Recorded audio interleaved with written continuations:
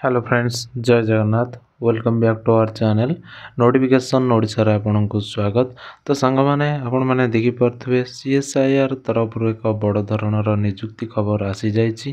तो भिडटी को आरंभ शेष पर्यंत देखूँ।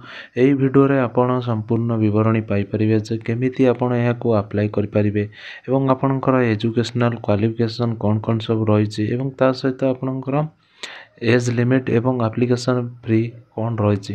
तो total A to Z details आपण ये गोटे वीडियो आपण पाइपर।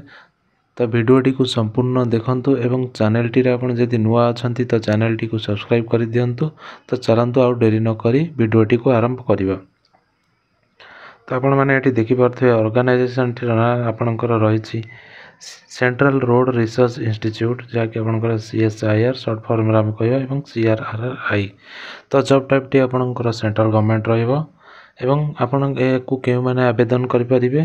तो आपण को ऑल इंडिया रो कैंडिडेट आपण माने या को अप्लाई करि परिबे एवं जेंडर आमे देखियो गले आपणकर बोथ मेल एंड फीमेल मध्य या को अप्लाई करि परिबे। तो एहा पर आपण माने हमर पोस्ट संबंध जानिबा। तो पोस्ट आपणकर दीटी विभाग रे आपणकर पोस्ट बाची। तो फर्स्ट आपणकर जूनियर स्टेनोग्राफर एवं सेकंड टा होजे आपणकर जूनियर सेक्रेटेरिएट असिस्टेंट।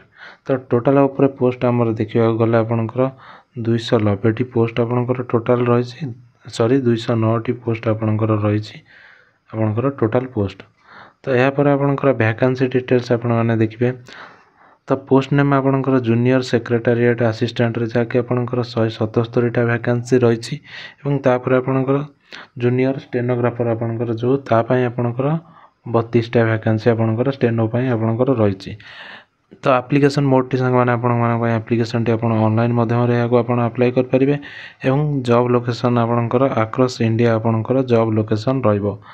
तो इंडिया रा आपण को कोनसी स्थान रे भी से आपण को पकई पारंती।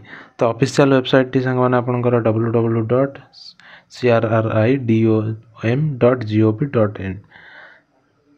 तो चलंतु देखिए आपणकर सीएसआईआर आपणकर नोटिफिकेशन आपणकर 2025 एज लिमिट आपणकर एथिरे कोन रही। तो age limit not exceeding 28 years आपन को 28 वर्ष क्रॉस होई नथिबा दरकार एवं मिनिमम आपन को 20 इयर होइथिबा दरकार एवं मैक्सिमम आपन को 28 वर्ष तळक होइथिबा दरकार। ताहाले जाय आपन ए फॉर्म पकेया पई एलिजिबल। तो age relaxation is applicable as per rules. तो आपन मानकर भाई जो मानकर एससी एसटी कैंडिडेट आपनकर रहउछन्ती तांको मानक पई एज रिलैक्सेशन रहि पारे। तो चलते देखिए यहाँ पर आपणकर क्वालिफिकेशन। तो जूनियर सेक्रेटेरिएट असिस्टेंट आपणकर तापाई आपणकर 10वीं ता सहित +2 आपणकर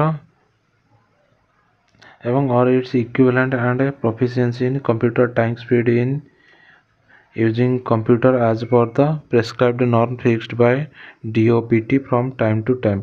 तो आपणकर 10वीं सहित +2 पास करथिबा दरकार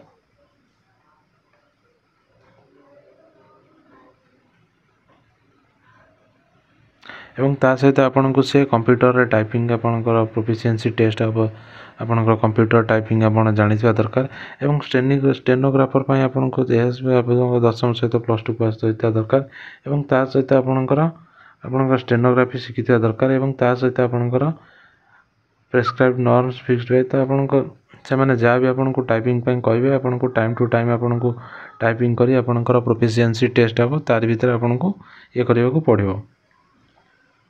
तो एप्लिकेशन फी संग माने देखिया गले तो आपनकर अनरिजर्व ओबीसी एवं ईडब्ल्यूएस कैंडिडेट पई आपनकर 500 टंका रही एप्लिकेशन फी एवं ता सहित आपनकर जो माने वुमेन रहले किंबा एससी किंबा एसटी पीडब्ल्यूडी कैंडिडेट किंबा एक्स सर्विस मैन पई आपनकर 0 ऑफ कॉस्ट रही। तो पेमेंट मोड टी संग माने आपन केवल ऑनलाइन माध्यम रे याको पे कर परिबे। तो चलंत देखिबा आपन या पर आपनकर सिलेक्शन प्रोसेस टी। तो सिलेक्शन प्रोसेस टी आपनकर संग माने सिलेक्शन प्रोसेस टी फास्ट आपनकर रिटन एग्जामिनेशन हम तापर आपनकर प्रोफिशिएंसी टेस्ट हम एवं ता सहित आपनकर डॉक्यूमेंट वेरिफिकेशन हम एवं ता सहित आपनकर इंपोर्टेंट डेट टी को मन रखंतु संग माने सीएसआईआर तरफ। तो starting date for apply online तो आपनकर ऑनलाइन आपनकर 22 मार्च 2025 10टा AM ठार आपनकर अप्लाई हे गलानी एवं लास्ट डेट आपनकर रहउची 21 एप्रिल 2025 5टा पर्यंत आपणकर डेट रही। तो डेट ऑफ रिटन एग्जामिनेशन आपणकर मंथ ऑफ मे जून आपणकर मे रे किंबा जून रे आपणकर एग्जाम टी हेई पारे एवं प्रोफिशिएंसी टेस्ट आपणकर जो कंप्यूटर पाई ता आपणकर जून रे आपणकर हेई पारे एवं जहाँ भी किंबा जदि भी घुंचला कि आउर जल्दी है तो आपको सीएसआईआर साइट रे आपको मेंशन करा जिवो नोटिफिकेशन द्वारा। तो यह थिला संपूर्ण विवरणी। भिडियोटी को जदि भल लगी थाए ताले लाइक शेयर सब्सक्राइब करदेबे।